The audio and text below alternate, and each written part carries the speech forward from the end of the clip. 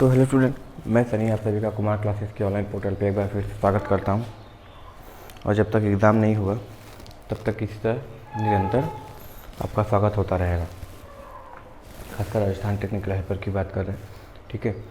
बहुत ही important session है ये, सेशन नंबर 23 होगा शायद, ठीक है। तो ज़्यादा इम्पॉर्टेंट है और पूरी ऊर्जा के साथ कमेंट करना है, ठीक है।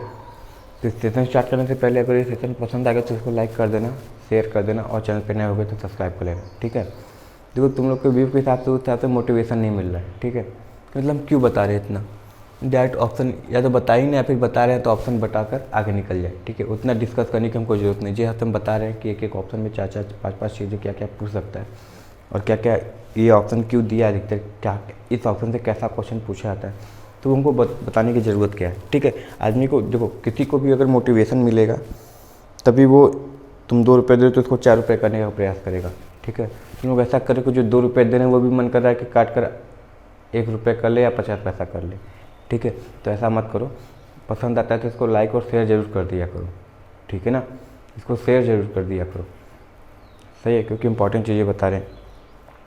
और इम्पॉर्टेंट चीज़ क्या, यही सब पूछेगा, ठीक है। इतना भी ये कह सकते हैं। और थैंक यू उसके लिए कि तुम लोगों ने रिव्यू मांगा था कि नोट्स कैसा है, तो ठीक है। तो काफ़ी लोगों को पसंद आया है, ठीक है। मतलब 10 लोग हैं तो उसमें से 7-8 लोग को पसंद आया कि हाँ सर जी बहुत हेल्पफुल है। इसी से क्वेश्चन प्रीवियस ईयर का मिला है, मतलब जितने भी 18-19 शिफ्ट हुए हैं लगभग क्वेश्चन यही है जो लाइन वाइज करके आप लिखवाएँ, नोट करके, जैसे पॉइंट वाइज लिखा उसमें मेंशन है, जैसा बताया कि पॉइंट वाइज करके लिखा गया। तो सर जी बहुत ज़्यादा हेल्पफुल मिल रहा है, बहुत ज़्यादा ईजी लग रहा है पढ़ना, ठीक है। क्योंकि पॉइंट की चीज़ पढ़ना तो ज़्यादा ईजी लग रहा है, तो वो सब चीज़ अच्छा लगा, ठीक है। इसी तरह रिव्यू देते रहो, जिसको मिलता जा रहा है वो रिव्यू देता जाएगा, ठीक है। चलो स्टार्ट कर लेने, फिर ऑफलाइन वाले आ जाएंगे। तो कल सेट लगा था डिस्कशन कराना है पूरा 50 क्वेश्चन, कौन क्यों कैसे क्यों हुआ वो आंसर, ठीक है। तो चलो आज का पहला क्वेश्चन है। फिर वही यार मोटिवेशन बने रहोगे तो हम भी मोटिवेटेड रहेंगे ना। तो हम भी, तुम 2 रुपये दोगे तो हमको 6 रुपये करेंगे, 8 रुपये करेंगे, नहीं तो फिर वही काट के 50 पैसा करना पड़ जाएगा, ठीक है। चलो अच्छा, पहला क्वेश्चन है, किसी विद्युत चुंबकीय प्रेरण के सूत्र के अनुसार जब भी किसी वाइंडिंग से चुंबकीय फ्लक्स बदलता है तो क्या होता है। यानी चुंबकीय प्रेरण के इलेक्ट्रोमैग्नेटिक इंडक्शन के सूत्र में या उसके अनुसार हम ये देखते हैं कि वाइंडिंग से जब चुंबकीय फ्लक्स कटता है या उस वाइंडिंग में क्या हो रहा है, फ्लक्स की संख्या घट रही है, बढ़ रही है समय के साथ, ठीक है। तो क्या होता है, एक हीटिंग एलिमेंट का की तरह व्यवहार करता है, या वाइंडिंग के आकार में परिवर्तन होता है, या प्रतिरोध बढ़ता है, या वाइंडिंग में एक ईएमएफ प्रेरित होता है। क्या होता है, जल्दी बताओ क्या होता है। इलेक्ट्रोमैग्नेटिक इंडक्शन के अनुसार जब किसी वाइंडिंग में फ्लक्स करता है तो क्या होता है, या फ्लक्स बदलता रहता है निरंतर समय के साथ तो क्या होगा। हीटिंग एलिमेंट की तरह कार्य करेगा, या उसकी वाइंडिंग में परिवर्तन होगा शेप और साइज में, या उसका प्रतिरोध बढ़ेगा वाइंडिंग का, या फिर वाइंडिंग में एक ईएमएफ प्रेरित होगा। क्या होगा।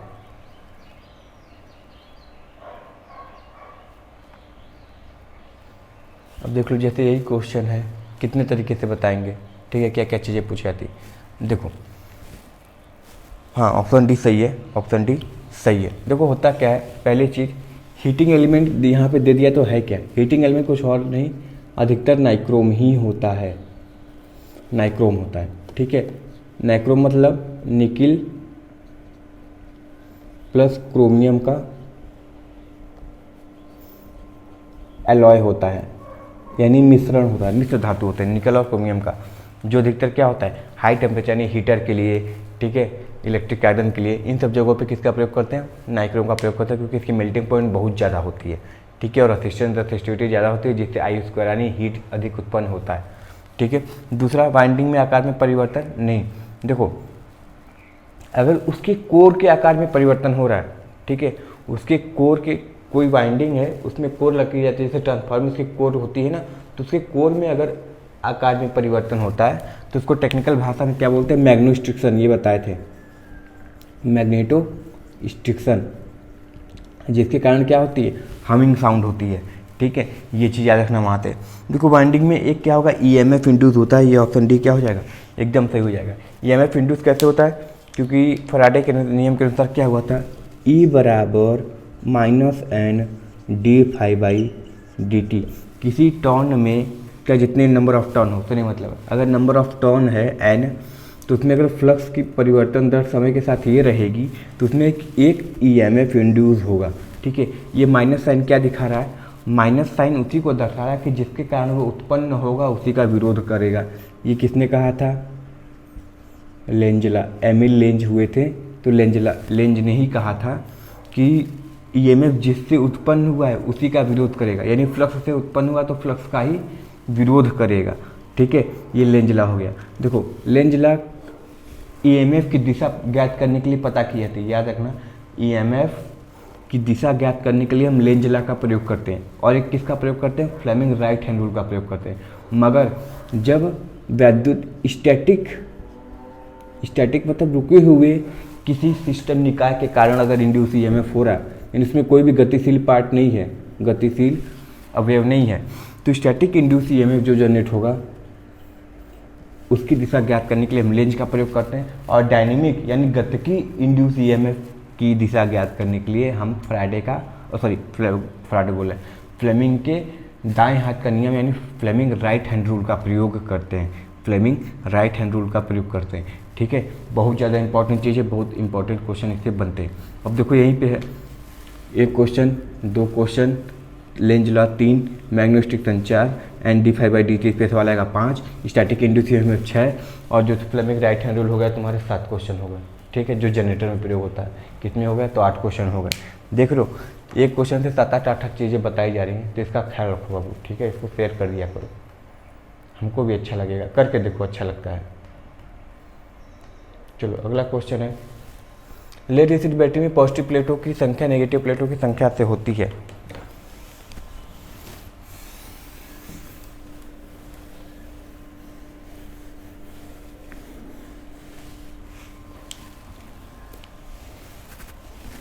पॉजिटिव प्लेटों की संख्या नेगेटिव प्लेटों की संख्या से होती है। एक से ज़्यादा, एक से कम, बराबर, कोई नहीं।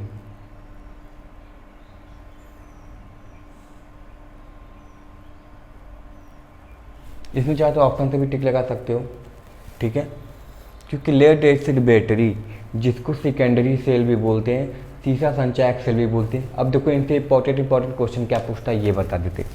लेड एसिड बैटरी, इसमें क्या प्रयोग करते हैं हम? डायलेक्ट्रिक के रूप में। ठीक है, यानी इलेक्ट्रोलाइट के रूप में, डायलेक्ट्रिक बोल रहे हैं, इलेक्ट्रोलाइट के रूप में, तो डाइल्यूट सल्फ्यूरिक अम्ल का प्रयोग करते हैं। ठीक है, इसमें जो पॉजिटिव प्लेट की बात कर रहा है, पॉजिटिव प्लेट के रूप में किसका प्रयोग करते हैं? PbO2 यानी लेड परऑक्साइड का प्रयोग करते हैं। PbO2 लगा होता है। नेगेटिव प्लेट पे क्या लगा होता है हमारा? Pb लगा होता है। ठीक है, दूसरी कहानी क्या पूछता है? ये जब फुल्ली चार्ज होता है तो किस कलर का होता है? डार्क चॉकलेटी कलर का या ब्राउन कलर का लिख देगा, डार्क चॉकोलेटी कलर का। ये कैसा होता है? ग्रे कलर का, या इसको स्पंजी लेड भी बोलते हैं, स्पंजी लेड हो जाता है। ठीक है, इतनी हो गई। याद रखना PB की संख्या PbO2 से +1 होता है, ये याद रखना। यानी अगर PbO2 की बात करें तो PB से 1 कम होता है, यानी 1 कम होता है। नेगेटिव प्लेटों की संख्या हमेशा 1 अधिक होती है पॉजिटिव प्लेट की संख्या से। ठीक है, इतना ये चीज़ याद रखना। अब देखो, जब मैक्सिमम चार्ज होता है, जब अधिकतम चार्ज हो जाता है तो कितना होता है? 2.2 वोल्ट अप्रॉक्स होता है पर सेल। ठीक है, लेड एसिड बैटरी चार्ज होती है। और मिनिमम डिस्चार्ज कितना होता है? तो 1.8 वोल्ट पर सेल, इतना डिस्चार्ज होता है। ठीक है, ये सब सारी चीज़ याद रखना। अधिकतम मैक्सिमम जो क्या होता है, स्पेसिफिक ग्रेविटी की बात करते हैं तो कितना होता है? 1.25 होता है।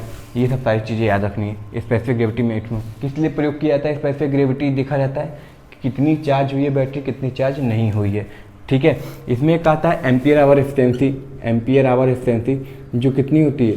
80 से 90% तक होती है। और यही वाट आवर की एफिशिएंसी देखते हैं तो बहुत कम होती है, यानी 70 से 80% की ही होती है। देख लो ये सब कितनी इंपॉर्टेंट चीज़ें हैं, एक एक पे सारा ही हो गया।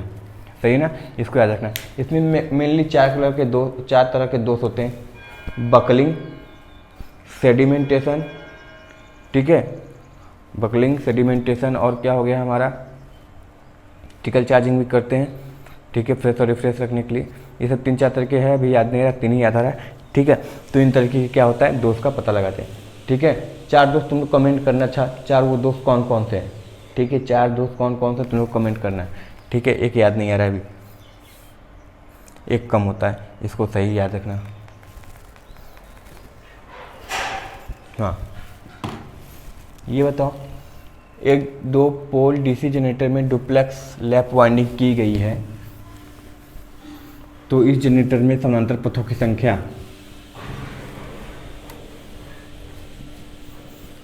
चलो समानांतर पथों की संख्या,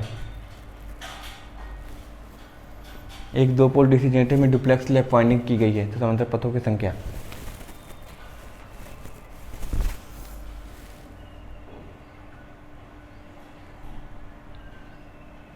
4, 8, 6, 2।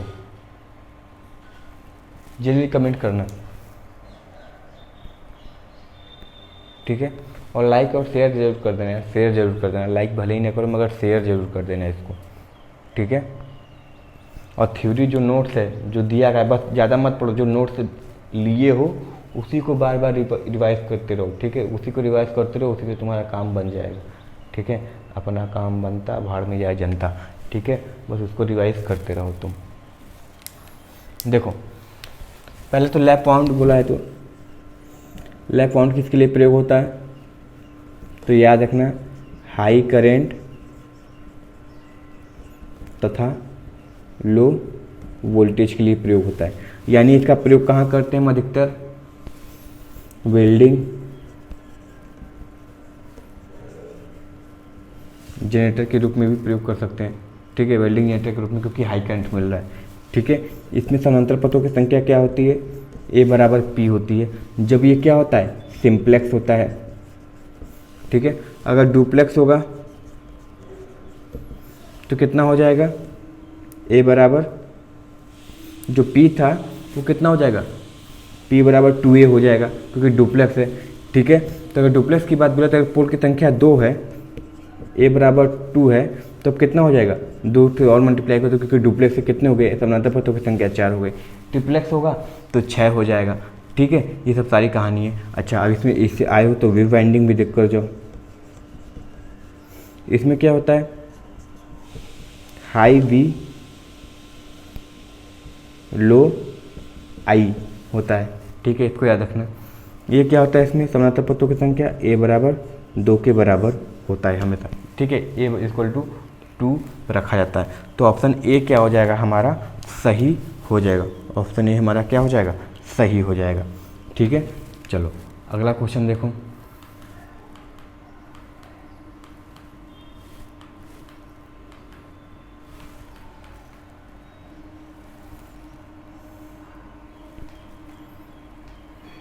हाँ, निम्न में से सबसे ज़्यादा ऊर्जा कौन उत्पादित करेगा,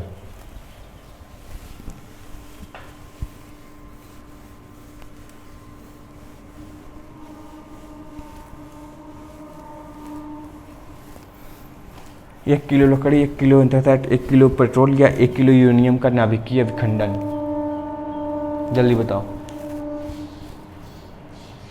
निम्न में से सबसे ज़्यादा ऊर्जा का उत्पादन कौन करेगा, 1 किलो लकड़ी करेगी, 1 किलो एंथ्रासाइट कोल, ठीक है, या 1 किलो पेट्रोल या 1 किलो यूरेनियम का नाभिकीय विखंडन।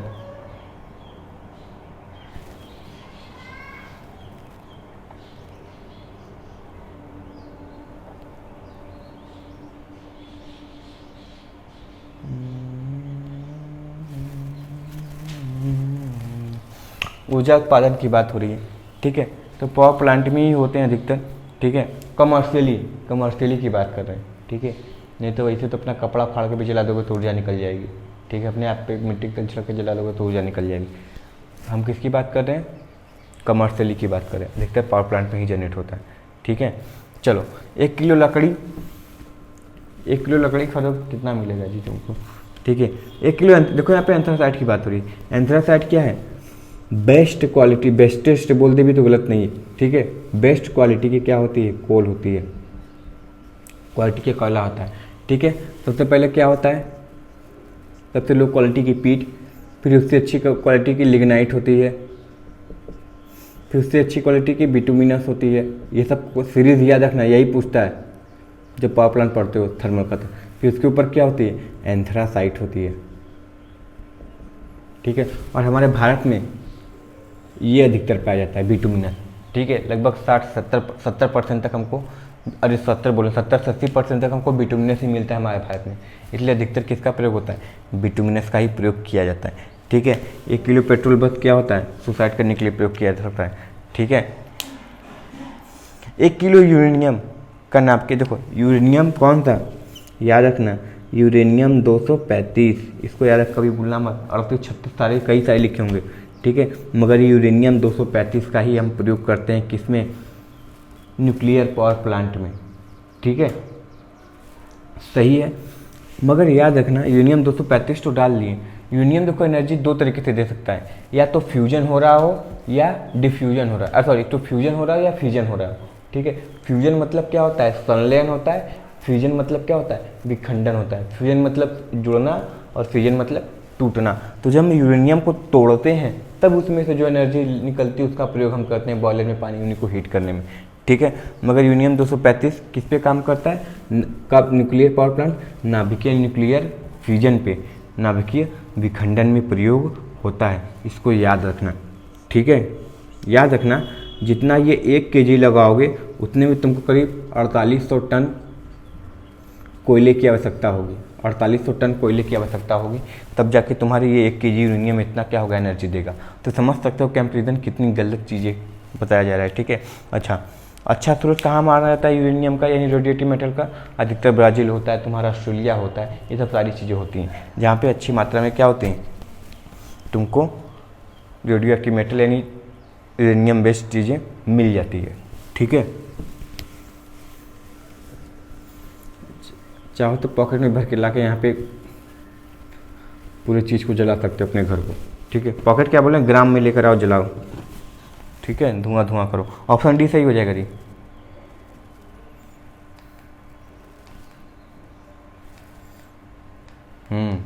निम्न में से किस मोटर का स्टार्टिंग टॉर्क उच्च होता है,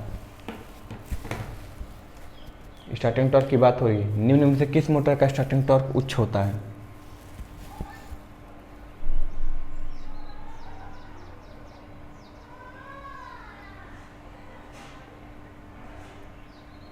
निम्न में से किस मोटर का स्टार्टिंग टॉर्क उच्च होता है, ठीक है। ये तो चिंटू क्वेश्चन है, इसको ऐसे बना देते हैं,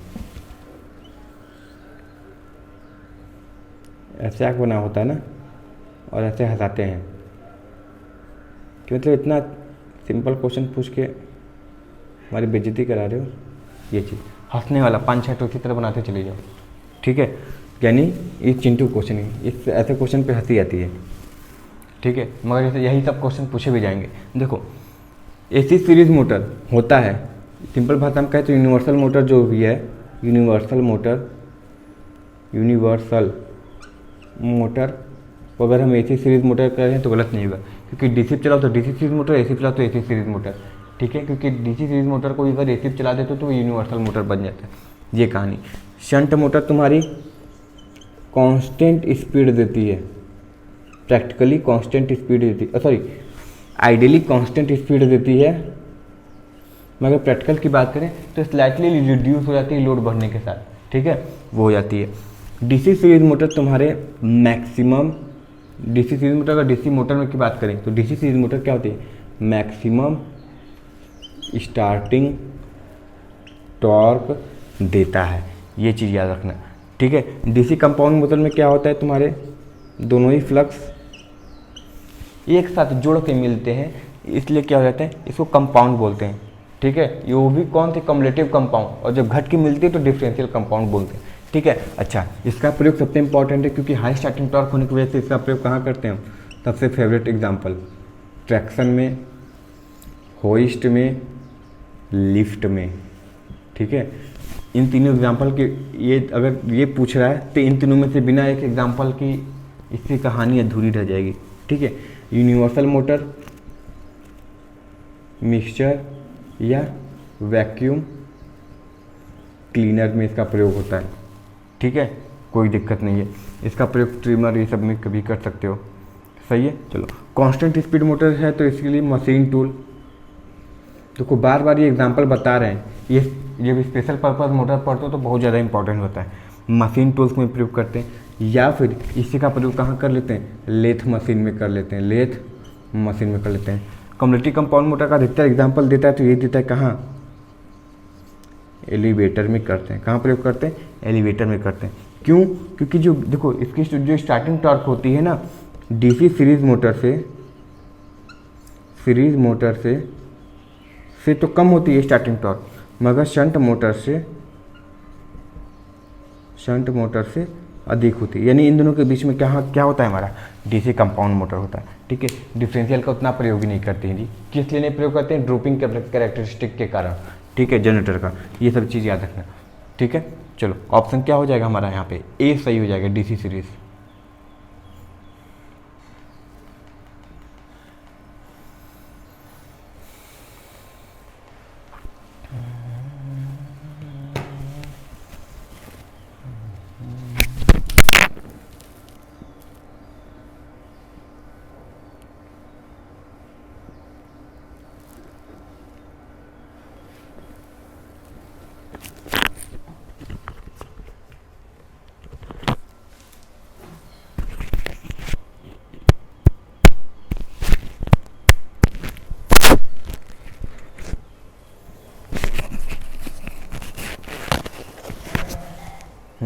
बताओ, एक 60,000 आवृत्ति वाले एक इंडक्शन मोटर 1200 आरपीएम पर चलती है तो मोटर में पोल्स की संख्या क्या होगी, पोल्स की संख्या क्या होगी, तुमको ज्ञात करना है। ठीक है, ये क्वेश्चन जरूर रहेगा। ठीक है, अभी तक कर लेते हैं कि तुम लोग को बस 49 क्वेश्चन करने हैं, क्योंकि इस क्वेश्चन पे एक सवाल जरूर रहेगा। NS बराबर 120F/P ना, वो पक्का रहता है और रहेगा। ये सब ऐसे क्वेश्चन थे, ये सब ऐसे क्वेश्चन है कि आते थे, आते हैं और आते रहेंगे। ठीक है, चलो NS बराबर 120F/P। NS की संख्या किस पे चल रही है, 1200,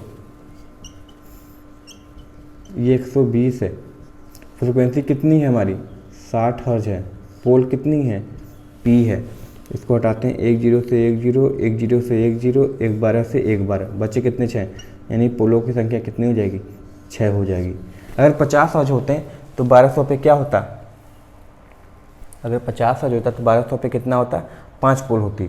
ठीक है, 1200 पे हमको 5 पोल लगाना पड़ता, मगर कभी भी संभव नहीं है। ठीक है, क्योंकि पोल हमेशा पेयर में लगेंगे, इसलिए क्लोज रहता है, 5 कभी नहीं आता, या तो 6 आएगा, या तो 4 आएगा, या तो 8 आएगा। ठीक है, 4.5 बकरी नहीं होती है ना, इसलिए तो क्या हो जाएगा, ऑप्शन ए सही हो जाएगा। ठीक है, यही सवाल है, सिंपल।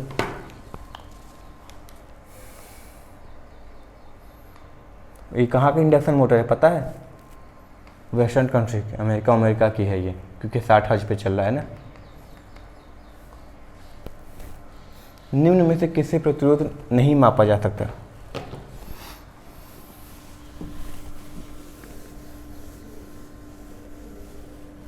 निम्न में से किससे प्रतिरोध नहीं मापा जा सकता, तो किससे प्रतिरोध नहीं माप सकते, धड़ाधड़ देना स्टार्ट। ठीक है, और धड़ाधड़ का मतलब क्या, कुछ नहीं था जी, ऑप्शन डी पक्का सही, टिक कर दीजिए, क्योंकि ये किस लिए प्रयोग होता है, आई के लिए प्रयोग होता है। ठीक है, और मीटर की रेंज बढ़ाने के लिए क्या करते हैं, सारी चीज़ें बता रहे हैं। और मीटर की रेंज बढ़ाने के लिए क्या करते हैं, लो रेसिस्टेंस, यही क्वेश्चन पूछता है, लो रेसिस्टेंस इन पैरेलल लगाते हैं, यानी शंटिंग करते हैं, लो रेसिस्टेंस की एक शंटिंग कर देते हैं। ठीक है, इतनी कहानी याद रखना। अमीटर का इंटरनल रेसिस्टेंस कितना होना चाहिए, तो अमीटर का इंटरनल रेसिस्टेंस आर इंटरनल बराबर 0 होना चाहिए। मगर यही अगर करंट सोर्स की बात करें, जिसमें कन्फ्यूजन होता है तुम लोग को, अगर करंट सोर्स की बात करें तो उसका आर इंटरनल इनफाइनाइट होना चाहिए। ठीक है, और वोल्टेज का जस्ट वोल्ट मीटर और वोल्टेज सोर्स का जस्ट उल्टा होता है, इसको याद रखना। ठीक है, याद रखना। केल्विन डबल ब्रिज का प्रयोग कहाँ करते हैं हम, वहाँ करेंगे जहाँ पर हमको लो रेसिस्टेंस मेज़र करना है, लो रेसिस्टेंस मेज़र करना है। ठीक है। देखो केल्विन डबल ब्रिज और कुछ नहीं, हमारा वेटस्टोन ब्रिज ही है, ठीक है। मगर वेटस्टोन ब्रिज में क्या होता है, थर्मोइलेक्ट्रिक इफेक्ट आता है, यानी उसमें कारण एक लॉस होता है, प्लस कुछ लीड की रेसिस्टेंस होती है, कुछ खुद ही तुमको रेसिस्टेंस यार लोड नापना है, ऊपर से तुम्हारे लीड का रेसिस्टेंस आ गया तो तुम्हारे में ज़्यादा व्यवधान नहीं पड़ जाएगा, ठीक है। तो अगर लीड रेसिस्टेंस और थर्मोइलेक्ट्रिक इफेक्ट को दूर कर देते हैं वेटस्टोन ब्रिज से, तो हमारा एक नया ब्रिज बन के आता है जिसको केल्विन डबल ब्रिज बोलते हैं, और वो लो रेसिस्टेंस मेजर करने का काम करता है। मेगर क्या करता है, हाई रेसिस्टेंस या फिर इंसुलेशन को मापने, इंसुलेशन रेसिस्टेंस को मापने का काम करता है, जो किस में होता है, अधिकतर मेगा ओम में ही होता है इंसुलेशन रेसिस्टेंस। ओम मीटर पता है कुछ नहीं, मीडियम रेसिस्टेंस मापने का काम करता है, मीडियम रेसिस्टेंस मापने का काम करता है कौन, हमारा मीडियम रेसिस्टेंस ओम मीटर मापेगा, ठीक है। इससे रिलेटेड सारी इंस्ट्रूमेंट बताए थे कौन किस में प्रयोग होता है, ठीक है। नहीं देखे तो देख लेना, और यहाँ पे ऑप्शन डी क्या हो जाएगा, सही हो जाएगा। चलो, निम्न में से कौन सा मोटर जो है डीसी और एसी पर चलता है। इतनी बार रिवाइज हो रहा है कि वहाँ जाके टाइम बचेगा तुम्हारा, ठीक है। जो नहीं आ रहा है बस उसी पे ध्यान देना है, इसे तो फटाफट मार के आगे बढ़ोगे, ठीक है। मगर फिर वही यार हमारे मोटिवेशन का ध्यान रखो, तुम्हारे मोटिवेशन का ध्यान रखेंगे, ठीक है।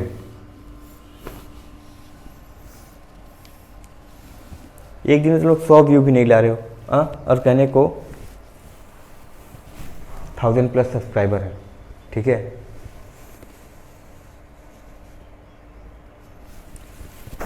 तकलीफ होती है ना जब आप योग्य हों और आपकी कोई योग्यता को ना पहचाने।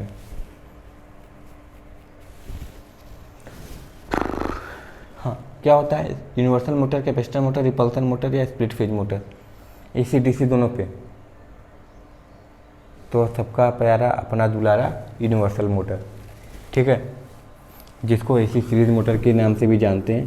प्रयोग मिक्सर तथा वैक्यूम क्लीनर में अधिकतर देते हैं, ठीक है। एसी तथा डीसी दोनों चलते हैं। और देखो कभी कभी यूनिवर्सल मोटर नहीं दिया रहेगा वैक्यूम क्लीनर पे, तो हमको इसके पीछे भागना पड़ता है, क्योंकि इसमें भी इसका भी प्रयोग वैक्यूम क्लीनर के रूप में करते हैं, ठीक है। Repulsion motor. कैपेसिटर मोटर की बात करें तो अगर कैपेसिटर स्टार्ट मोटर है, याद रखना, अगर कैपेसिटर स्टार्ट मोटर है तो हाई स्टार्टिंग टॉर्क होता है, और कैपेसिटर रन की बात करें तो हाई पावर फैक्टर होता है। ये बहुत ज़्यादा इंपॉर्टेंट चीज़ याद रखना। स्प्लिट फेज मोटर, इसमें क्या करते हैं हम, मेन वाइंडिंग और एक ऑक्सिलरी वाइंडिंग का निर्माण करते हैं, और वो क्या होती है, सेम वाइंडिंग से टूट कर बनती है, और उन दोनों के बीच में 90 डिग्री इलेक्ट्रिकल का फेज शिफ्ट होता है, 90 डिग्री इलेक्ट्रिकल का फेज शिफ्ट होता है, ठीक है। मेन वाइंडिंग सदैव के लिए जुड़ा होता है, और ऑक्सिलरी वाइंडिंग केवल 60 से 70% स्पीड तक ही जुड़ा रहता है, और उसके साथ सीरीज में एक सेंट्रीफ्यूगल स्विच रहता है जो उसको 60 से 70% बार तोड़कर दूर, उसी घमंड को दूर करने के लिए बना होता है, ठीक है। इसको याद रखना, ठीक है। मेन वाइंडिंग क्या होता है, थिक वायर लेस टर्न का बना होता है, ठीक है। Main winding thick wire less turn का बना होता है, और ऑक्सिलरी वाइंडिंग थिन वायर मोर टर्न का बना होता है, ठीक है। इसको याद रखना। तो यहाँ पे ऑप्शन ए हमारा क्या हो जाएगा, सही हो जाएगा, यूनिवर्सल मोटर, ठीक है।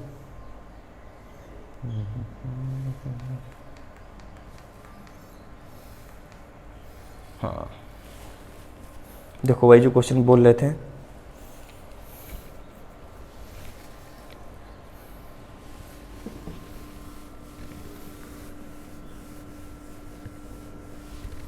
चलो, एक डीसी शंट मोटर की गति में क्या होगा जब लोड बढ़ाया जाता है, उसकी गति में क्या होगा,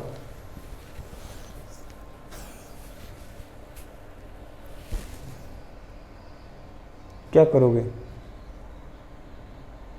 कोई परिवर्तन नहीं होगा, या अनुपातिक परिवर्तन होगा, मामूली कमी आएगी या मामूली वृद्धि होगी, क्या होगा, कोई परिवर्तन नहीं होगा। ये तो एकदम बेस्ट है, ये बेस्टम बेस्ट है, मगर किसके लिए, आइडियल के लिए। और हमको पता है दैनिक जीवन में कोई भी चीज़ आइडियल नहीं होती, ठीक है। कमी तो आएगी, भले ही मामूली आए, कमी तो आएगी, इसलिए ऑप्शन सी क्या हो जाएगी, सही हो जाएगी। इसको ग्राफ बनाते हो तो कुछ ये आइडियल में तो ऐसा जाना चाहिए था, मगर हमको प्राप्त कुछ ऐसा हो जाता है। ठीक है, कुछ कहानी उल्टी पड़ जाती है, तो मामूली कमी आती है। ठीक है, समझ में आया? ये याद रखना, ऑप्शन भी सही हो जाएगा। ठीक है, शंट मोटर की कहानी अच्छी है। मशीन टूल लेथ मशीन में प्रयोग करते हैं क्योंकि कांस्टेंट स्पीड हमको चाहिए होता है। ठीक है, चलो। लंबाई L का एक कंडक्टर यदि चुंबकीय क्षेत्र B में v वेग से गति कर रहा है तो प्रेरित इंड्यूस ईएमएफ क्या होगा?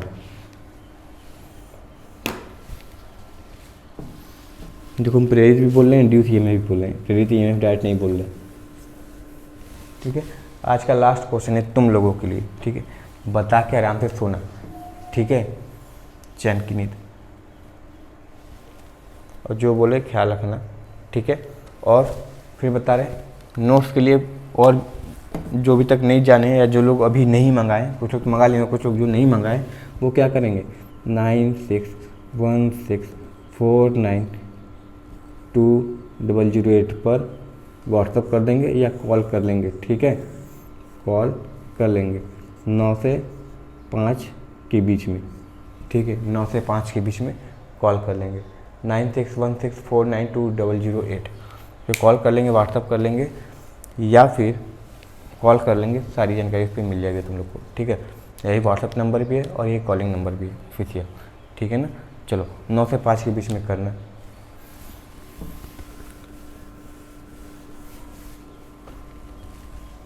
चलो, हमको पता है, देखो ये बस प्रेरित इंड्यूस बस प्रेरित ईएमएफ लिखा है। एक चीज़ को अच्छे से लिख देना चाहिए था, क्या?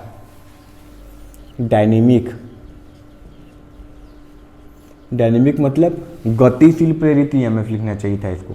ठीक है, क्योंकि इसमें जो होता है कंडक्टर घूमता रहता है, गति करता रहता है, जिसके कारण ईएमएफ इंड्यूस होता है, इसलिए गतिशील प्रेरित ईएमएफ कहना चाहिए था।